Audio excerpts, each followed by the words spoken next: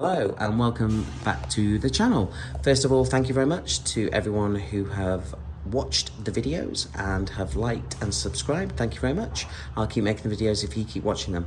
I'd like to say a huge shout out to my good friends Julie, Carl, Luke, Craig and of course Dina at Vector Air, who have kindly lent me this, which is the Kalibrgun Cricket Carbine in 177. I'll be talking about that momentarily, and also my good friends Steve, Dennis and of course Jeff the Cheeky Scouser at Afternoon Door Range, where I'm here today. And I'm going to be essentially doing an overview and a test of the rifle, and who knows, I might get Jeff the Cheeky Scouser to come and have a go. Just very quickly, I want to say that, as you can see, what I've done is ahead of time I've mounted the Taurus Ford's 32x56 here. Vector have also kindly lent me this, so thank you very much guys. I thought this would be a really nice complement in terms of the Taurus working well with the Kalibrgun Cricket Carbine. So let's see how the test performs later. This is a really nice scope, beautiful reticle, beautiful glass at distance, and also its first focal plane. So in terms of a marriage, I thought this would make a really good, successful marriage to gain as much edge as I could when it comes down to the accuracy test. So let's see how it performs later. But for now, what do I think upon initial impressions of this rifle? Initial impressions are, I think it looks gorgeous, and I'll tell you why. So the original, all the other Kaliber guns that you can see in the instructions book, which is what I normally do anyway when it comes down to getting a new rifle, what do you get in the box? Let's have a look at what you get in the box. First of all, the instructions manual. So overall, we've got here the different models and the tactical, as you've seen on the channel before, and the different schematics. Then you've got information on preparation and loading. And then over here, now this is very important. I'll come to that later when it comes down to the testing in terms of this particular lever, so to speak. I'll just move the cocking lever back. This essentially has an impact on how the magazine rotates, or whether or not it doesn't, depending on which position you put it in. There is something in the instructions about that, so my advice is pay mindful care to the instructions to read it. Here it is pretty much. If you leave it in this default position, when you put the magazine in, the magazine won't rotate. You have to eventually push it forward and down for the magazine to rotate. Then you've got the date over here and over here, some notes. In the bag that you get with it, you get two magazines, two 14 round magazines, and there they are. And there is also a filler probe, and there you go, and some O-rings. Okay, so if you look at all of these different models, they're all different. They've got a bullpup feel to this. This has got a traditional rifle look and feel to it, albeit slightly tactical, dare I say, because of this skeletonized rear butt section and this essentially hollowed out grip section over here. So I really like that in fairness. It gives it that distinct look and feel. And also, rather than rounded over here like a traditional rifle stock, it's almost squared off. And also the fact that they've put Picatinny rails over at the top and at the bottom over here makes things obviously easier for you to put on a bipod of your choice, or even some tools if you want. For example, if you wanted to put a torch at the bottom if you're thinking about taking it out for pest control. But my thoughts are, I really like the skeletal rear section. It looks really nice. The fact that you've got a cheek piece which is adjustable, again nice. A rear butt piece rubberized which is adjustable, really nice. The fact that you've got a really nice stippled grip over here which has different options. You've got thumb wraparound. You can do this as well, to be fair. I've basically done test shots like that and it works fine. Also, just moving forward, we've got the Kalibrgun logo embossed in there on this side, and then moving forward over here, I'm just focusing on the stock.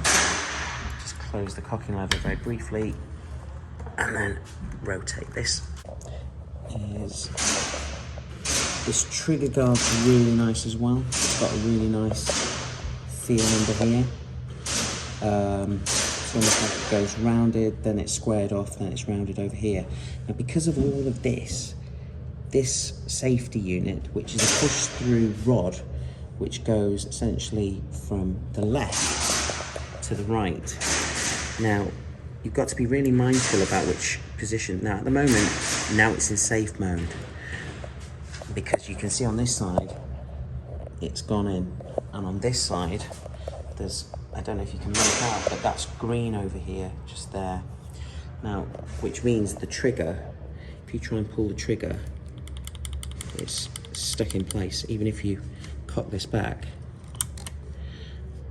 cock the lever back, pull it forward,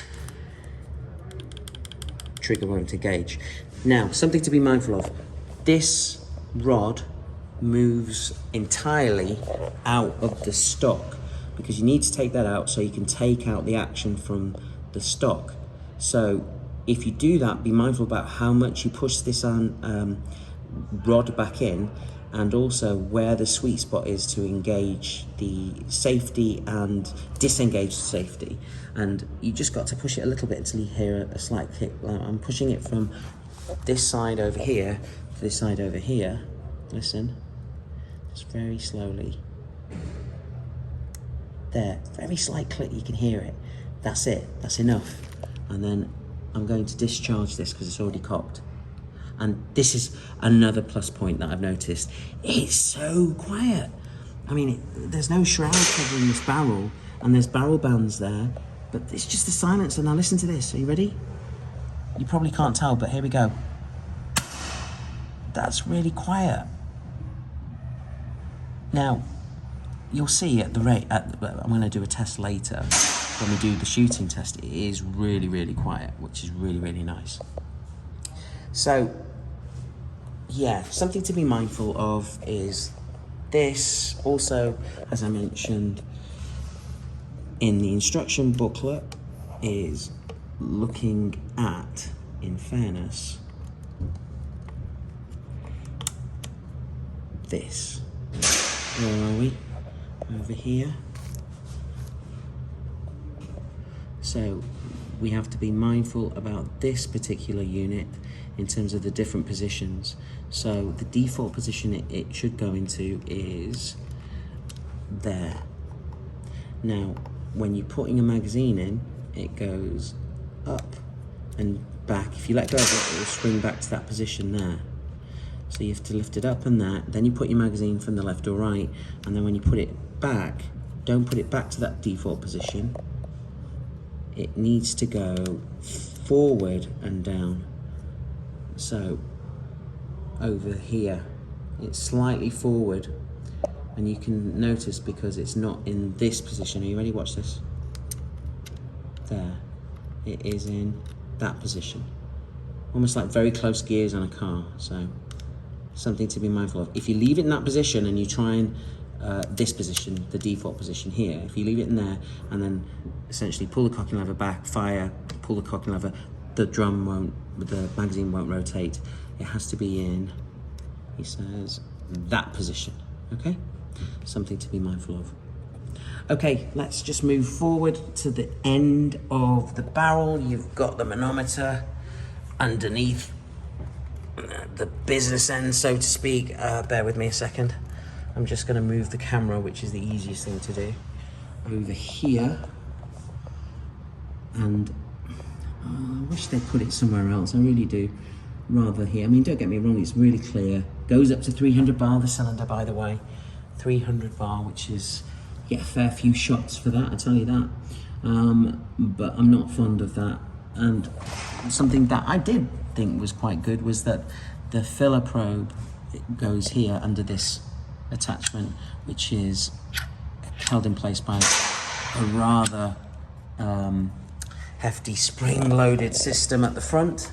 So let me just try again, show you this side.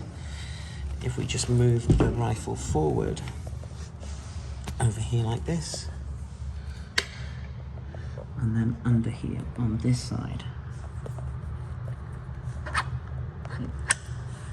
is actually situated is there. Okay.